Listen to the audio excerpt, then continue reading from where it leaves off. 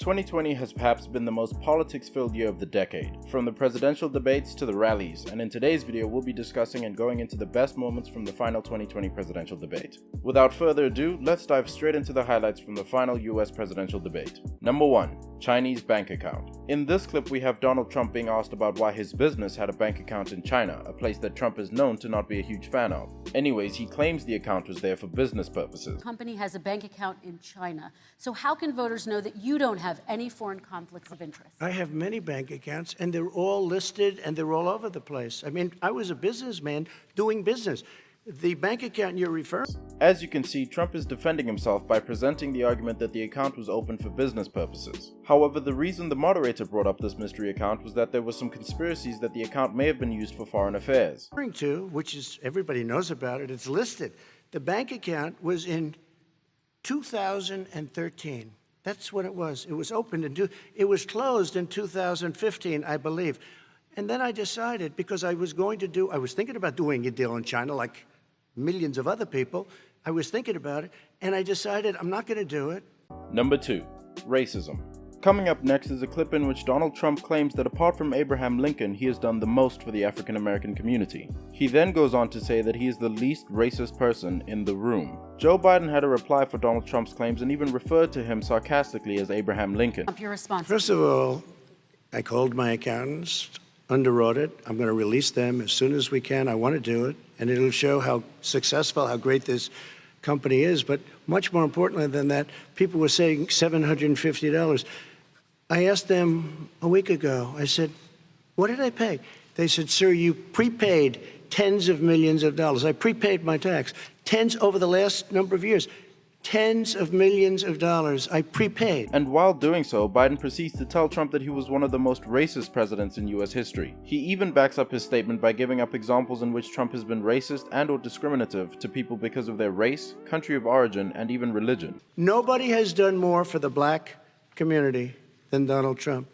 And if you look, with the exception of Abraham Lincoln, possible exception, but the exception of Abraham Lincoln, nobody has done what I've done. I am the least racist person. I can't even see the audience because it's so dark, but I don't care who's in the audience. I'm the least racist person in this room.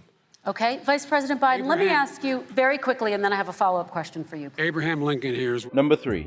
Illegal immigrants. Here we have a clip of Trump being asked how the children of illegal immigrants are going to be reunited with their families after being separated at the border between Mexico and the United States. But the United States can't locate the parents of more than 500 children. So how will these families ever be reunited?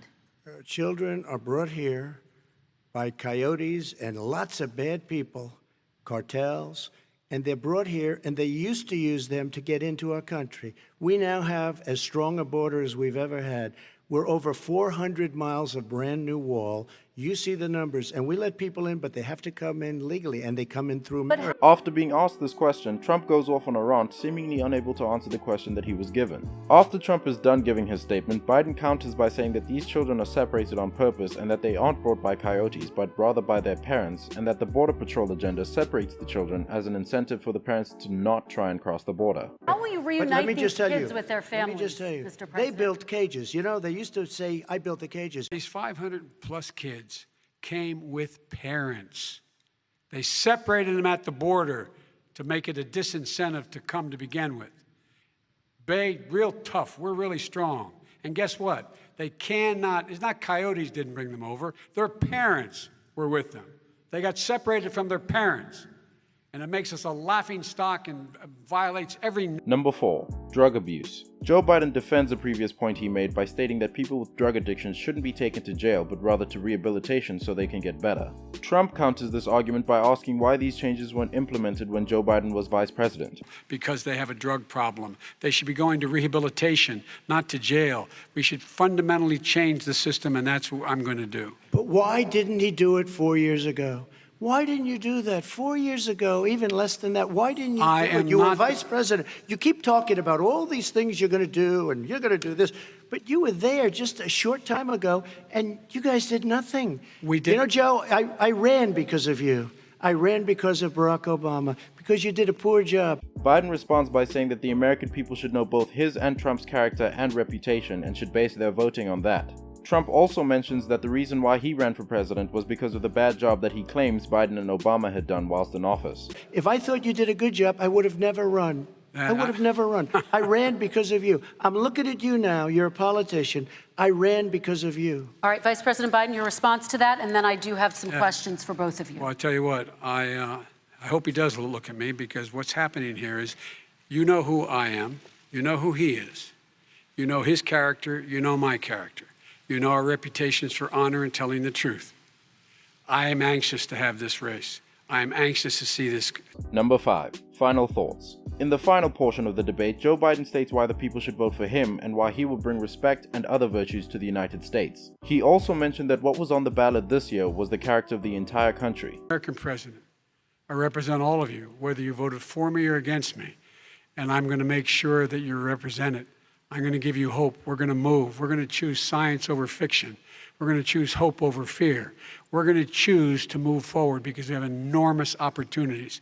What is on the ballot here is the character of this country: decency, honor, respect, treating people with dignity, making sure that everyone has an even chance. And I'm going to make sure you get that. You haven't. So in conclusion, this year was wrapped in all sorts of political mess. However, it is still possible to end the year strong and elect a president that you think can improve and add value to the average American life. That's it for today's video. If you enjoyed it, don't forget to like and subscribe. We hope to see you again soon. Goodbye.